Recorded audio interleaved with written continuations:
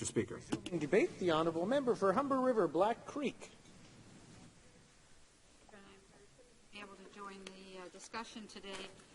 I'll be splitting my time with my colleague from Trinity Spadina. But before I talk about the budget, I do want to offer my condolences and my hearts and prayers go out to all of those in Fort McMurray and the community that are currently suffering, and pray for their safety and the safety of that entire community. So, Mr. Speaker, 6 months ago, I made a promise to the people of Humber River, Black Creek. I promised that a Liberal government would put people first. And it is within this promise in mind that I rise to speak today on the budget. For the first time in a very long time, I am proud of a budget put forward by a federal government.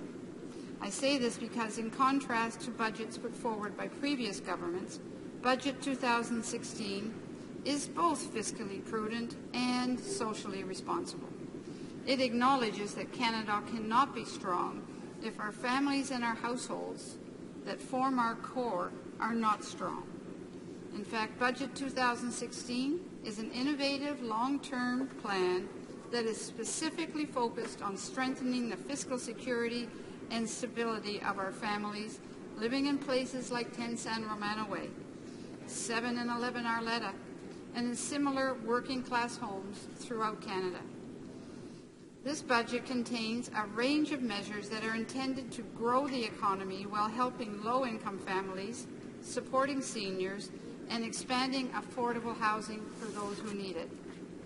See, when I visit my friends and constituents at Elspeth Haywood Centre or at the North Islington Seniors Group or at the Jamaican Canadian Centre, they know that Canada's per capita GDP is important, but that's not what they focus on every day.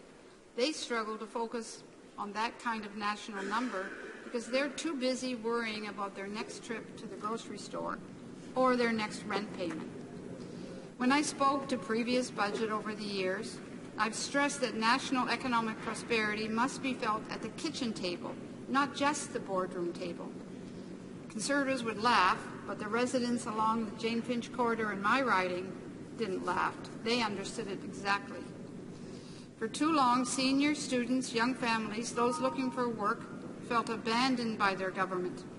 But since October the 19th, my constituents feel more optimistic, and this budget is part of that change. Today, the people of 3001 Finch, the kids at St. Andre's, the students at York University, they all can feel their individual needs are being addressed thoughtfully and compassionately. Canadians gave this government a mandate to help the middle class and those working hard to join it. And that is precisely what we are doing with Budget 2016. Budget 2016 pursues an agenda driven on innovation and investment, which is at the heart of our policies and part of the government's long-term vision for a more inclusive economy. This is in stark contrast to the previous budget of the Conservatives, who not only squandered the $13 billion surplus that was left for them, but failed to achieve any real sustained economic growth during the course of their 10-year mandate. As the Minister of Finance stated in his budget speech in March, we are seizing the opportunity to invest in people and the economy, and to prepare Canada for a brighter future. Well, this is the kind of positive outward thinking that will drive our economic focus going forward, and it will help to ensure that families living in my riding and others across Canada will have a real shot at the kind of prosperity the previous government so often promised but consistently failed to deliver. Despite the political rhetoric, the truth is that they overspent to the tune of $160 billion. And they did so without any solid plan or any measurable results. And while a certain armchair economist in this House thought that out-of-control spending was a good idea, even the most junior economist knows better. But I say we must not lose sight of our objective to create an economy that is more inclusive and that benefits everyone involved, and this budget is setting us out in that direction. Canadians are asking for help, and this government is listening. The days of picking the pockets of low-income seniors, young families, starving students, and the unemployed hopefully have come to an end. Budget 2016 is about establishing a new fiscal foundation, one that includes everyone. For example, given the high poverty rates and low household incomes facing many residents of Humber River Black Creek, tackling the fiscal crunch that many are facing on a daily basis is critically important to them. Notably, many low-income seniors living in places like 35 Shoreham or 3680 Keel are facing a number of financial strains just to make ends meet. The rising cost of living has already erased any hope of saving for the future, so without meaningful support, any hope of a dignified or secure retirement is gone, and that is wrong. This budget will dramatically improve the quality of life for seniors by increasing the guaranteed income supplement annually by $947 starting this July. This represents an immediate 10% increase in GIS benefits for low-income seniors. As well, we will reverse the decision imposed by the previous Conservative government by restoring the eligibility age for old age security from 67 back to 65. That means the hardworking people like those living in the Northwood apartments will have access to the financial assistance they require to retire with dignity. This was an issue that I fought for while in opposition, and I'm very happy that our Prime Minister and our government has made the change back to 65, which is where it needs to be.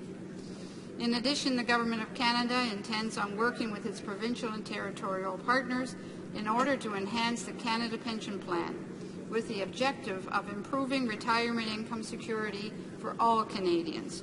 And I look forward to the discussions in the future that will follow on this issue. No senior should be forced to decide between paying their monthly bills or going hungry, and this budget goes a long way in helping them achieve a dignified retirement. The budget will also provide $200.7 million over 2 years to repair and expand affordable housing units for seniors and others, and $573 million will be directed to tackling repair and energy efficiency issues for social housing sector.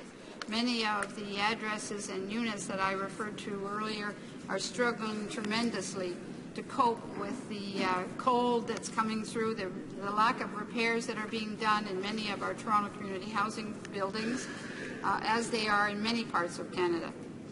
Come and sit in my constituency office for a single day, and you will quickly see that these are areas with a tremendous need.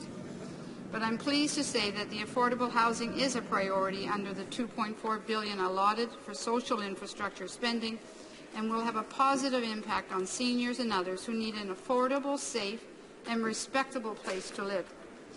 There will also be $3.4 billion over 3 years as part of Public Transit Infrastructure Fund that will be of great economic benefit to many communities, particularly those struggling to get to work on time via the Finch bus routes in Toronto. This route has been an issue for many years, so I'm glad to see it is a priority for our new government. So just as the seniors of today are struggling, the seniors of tomorrow are feeling the pinch too. We need to address those issues as we run the risk of kicking that can down the road. Canadian families, particularly single parents, are facing mounting personal debt, high living costs, and an inability to pay for their children's education or save for retirement. Our government will make immediate investments to improve the fiscal capacity of families who are planning ahead, as well as those looking for work to support their loved ones.